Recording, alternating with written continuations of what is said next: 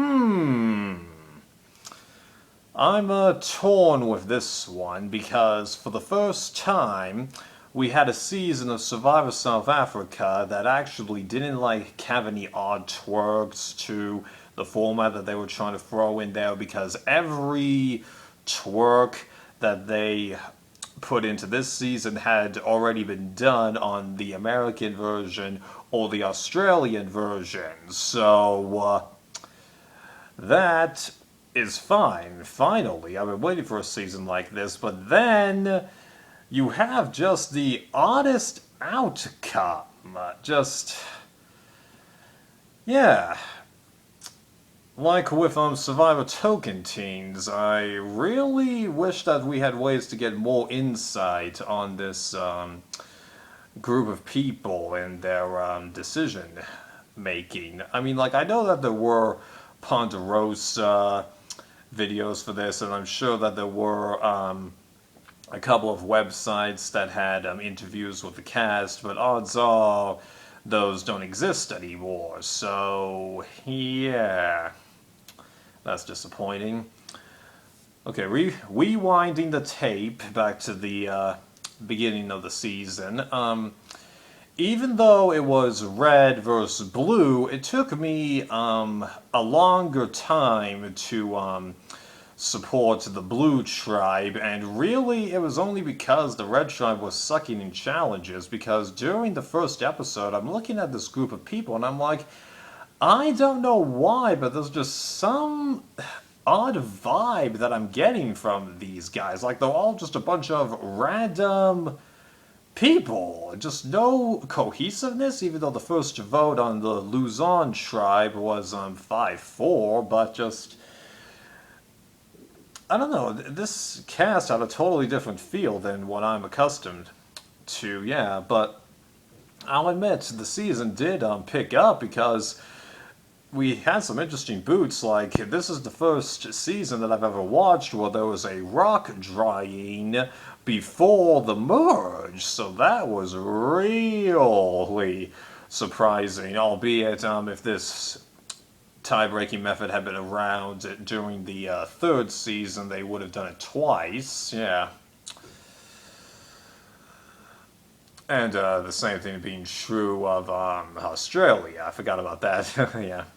But that was kind of surprising, and once again, seeing how throwing a challenge ends up throwing the tribe that decided to throw the challenge a curveball, but it was totally different this time, because instead of their luck changing down the line, well, not down the line, really soon afterward, they ended up voting for a totally different person than they were originally intending to, and the person that they were originally going to vote out ended up deciding to work with them, because, yeah, once the expansion happened, even though Mindanao ended up being a majority on 2 of the 3 teams, I was not expecting that group to try and stick together, but yeah, they stuck together for quite a lot of it, even though there were dynamics in their mind of, oh, why don't you guys throw this challenge so we can keep this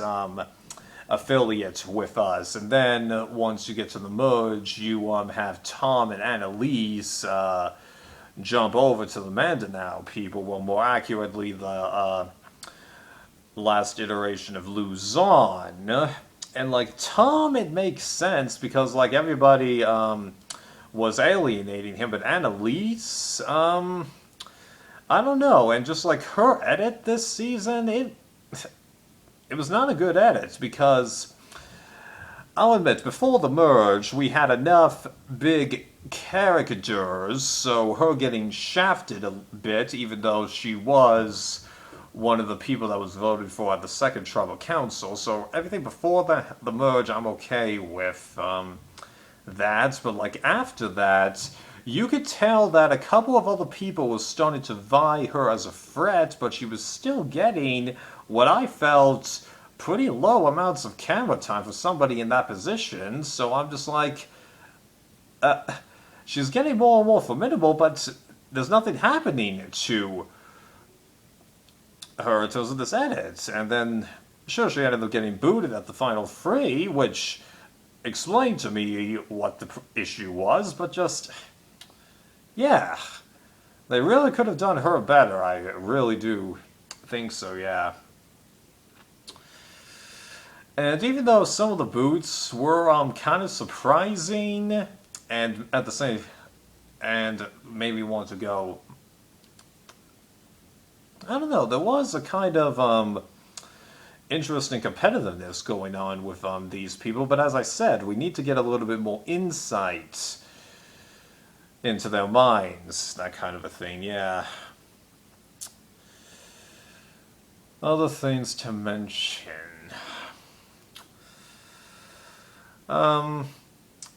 Even though this was produced after a couple seasons of the American version that I've seen, I actually wouldn't be too surprised if this season didn't really have that much in the way of original challenges. Sure, they changed the structure of the balancing challenge, where one tribe member needs to, work their way past each tribe member and all that stuff, but okay, so it's not a flat surface anymore. It's rounded with different padding. Big whoop.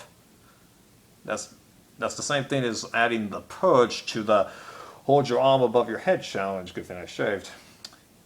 Yeah. So I just wanted to throw that there. How did Nico do this season? I got no complaints with him, although I did see a couple comments on videos that I saw where they felt like he was biased in his questioning, like he was trying to probe too much, but at the same time, how do you know that's not just his observations as a casual fan of the game himself? I don't know, I just want to throw that out there, even though I doubt I'm going to get any replies to that idea. And, not that much else to really mention except for the last few people. So, Werner and his exit from the game, well, I had begun to think that he was in some rough water. Sure, when you saved June or Jean, I can never pronounce that name, despite the fact they had her said it 100 times in the season. I just can't do it. Wait. Despite the fact that he saved her, I did think that there was a possibility she might turn on him, even though the main part of me was thinking, well, after someone saves you like that, how can you turn against them? But yeah, she had probably been thinking for a while, when is the good time to get rid of him? And then she mentions, oh yeah, I had to wait until after he had played his idol. Well, that makes sense, but why couldn't we have gotten a little bit of that earlier? Because then it would have felt a little less sudden, even though I did have faith that she had been thinking that for a while. And when did everyone learn that he had the second one, unless it was PK that told everybody? Because Werner found the idol in front of Jean. He then tells Tony, who he's primarily aligned with. Tony goes over to the last iteration of Amanda now and tells PK. So yeah, I'd have to assume one of them spilled the beans, but when exactly did they do that? I wish I knew that.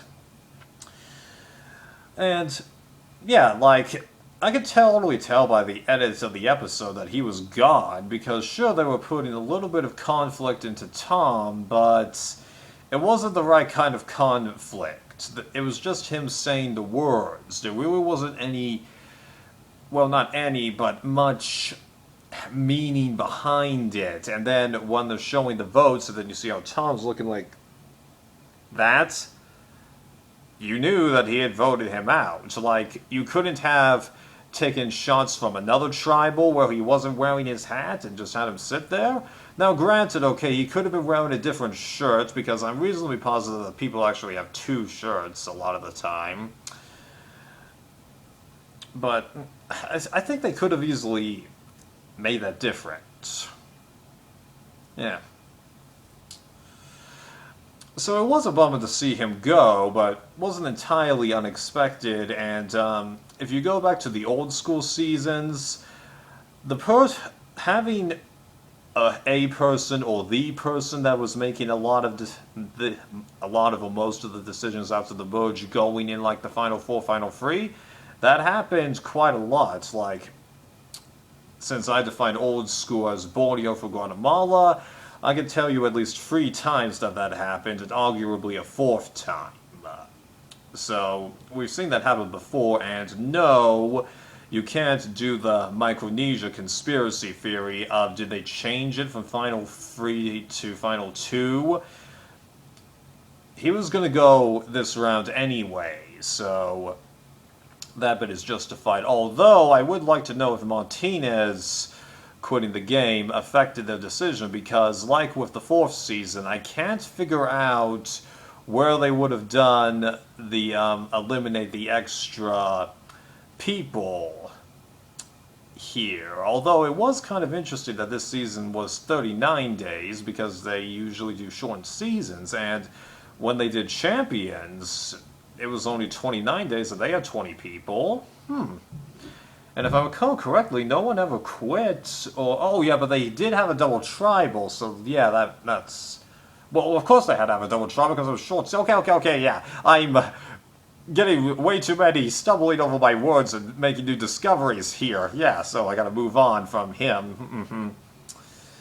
And then Tom getting the victory. Well, once we got to top 4, I had shifted from saying, oh yeah, this guy has no chance and he's not going to get a vote, to, okay, there is a story behind him now. He could get votes. He could get votes.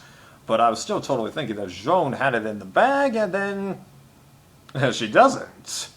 Although had Werner been on that jury, it might have been closer. But if everyone had voted the way they did, and I think most of them would have, yeah. So, like, there is a story behind it, because, yeah, he's definitely one of the luckiest winners that this game has ever seen in an English speaking version of it, at least, because obviously I can't speak about anything that doesn't, well, the people don't speak English. Yeah. But, you know, I'm just kind of, about it. But I guess, as I said, we had to have gotten more insight into this particular cast. And I really don't think anyone from Survivor South Africa has been watching me for a while. I'm sure that many of them might tune into my videos because I'm one of the few people that has actually tried to review these seasons, but yeah. Okay, so I know that was kind of rambling for the second half, but I hope I conveyed enough thoughts about the key points to satisfy you, and yes, I will be reviewing the next season of this show after this.